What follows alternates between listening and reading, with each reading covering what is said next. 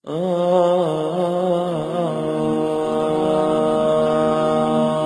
سوال کیا اس نماز کے پڑھنے کا فائدہ کیا ہے؟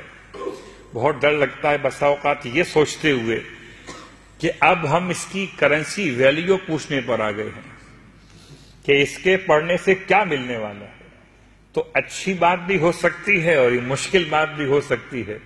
اچھی بات اس لیے کہ شوق پیدا ہو جائے، ذوق بڑھ جائے، اور بری بات اس لیے کہیں تاجر نہ ہو جائیں کہ خدا سے بھی معاملہ طے کر رہے ہوں، اتنی نماز تجھے دوں گا، تو مجھے کیا دے گا؟ صلوات پڑھے محمد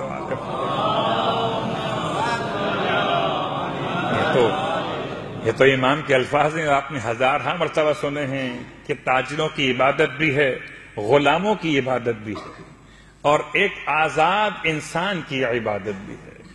تو ٹھیک ہے، اپنے مقام پر سوال اہم ہے۔ اس کے بارے میں جو علماء نے لکھا وہ یہ لکھا کہ جب کبھی آپ یہ محسوس کریں کہ عبادت میں سستی پیدا ہو رہی ہے، عبادت میں انسان کا لطف کم ہو رہا ہے، تو اسے چاہیے کہ پھر نماز عفو کی تلاوت کرے کہ ہو سکتا ہے کسی ایسے گناہ کی وجہ سے خدا نے اسے ذائقہ عبادت سے محروم کر دیا ہو، تو اسے چاہیے کہ وہ نماز عفو بالکل ایسے ہے جیسے کوئی انسان اگر نمک سے یا شکر کے استعمال سے محروم ہو گیا ہو تو اسے کو راستہ بتا دیا جائے کہ تم یہ دوا استعمال کر لو گے تو نمک کا ذائقہ تمہیں مل جائے گا، اگر تم یہ دوا استعمال کر لو گے تو میٹھا کھا سکو گے۔ تو نماز عفو پڑھیے تاکہ عبادتوں کا ذائقہ محسوس ہو، عبادت میں سستی کے بدن ختم ہو جائے۔ 2 رکعت نماز، اس نماز کے ساتھ ساتھ ایک اور نماز وسعت الرزق۔ ویسے تو ہر نماز انسان کے رزق کو بڑھاتی ہے، لیکن اس کے باوجود میں تلاش کرتا ہوں کوئی ایسی نماز مجھے مل جائے کہ جو واقعاً روزگار کے لیے تیر بہدف ہو۔ تو روایت کے اعتبار سے امام جعفر صادق علیہ السلام کی بارگاہ یہ 2 رکعت نماز ہے۔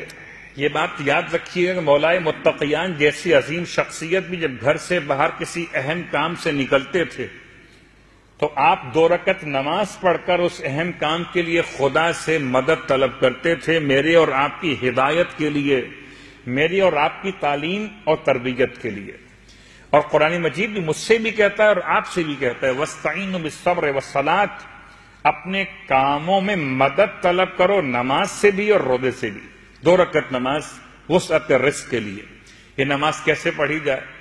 کہ بالکل 2 رکعتوں کی نیت یہ ہوگی نماز پڑھتا ہوں 2 رکعت برائے وسعت الرزق قربتاً الی اللہ۔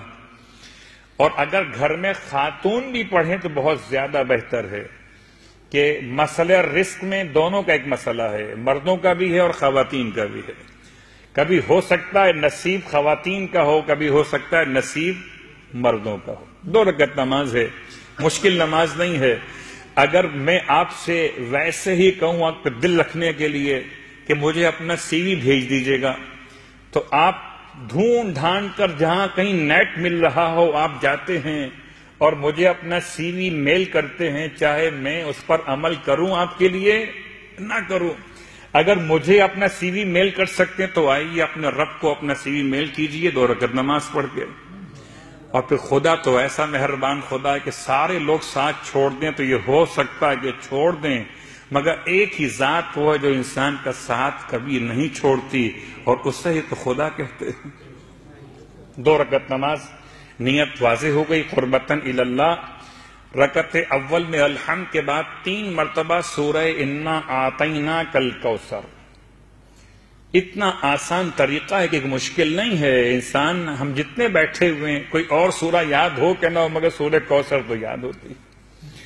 رکعت دوم میں ذرا سا مشکل ہے، وہ 2 سورے ہیں، سورہ قل اعوذ برب الناس اور سورہ قل اعوذ برب الفلق۔ پہلے فلق پڑھیے 3 دفعہ، پھر سورہ ناس پڑھیے 3 دفعہ۔ رکعت دوم میں الحمد کے بعد سورہ فلق، سورہ ناس 3 دفعہ، پھر قنوت و رکوع و سجود اور تشہد و سلام عام نماز فجر کی طرح مکمل کر لیجئے، اور نماز پڑھنے کے بعد پھر خدا سے اپنے رزق میں برکت کی دعا مانگیے۔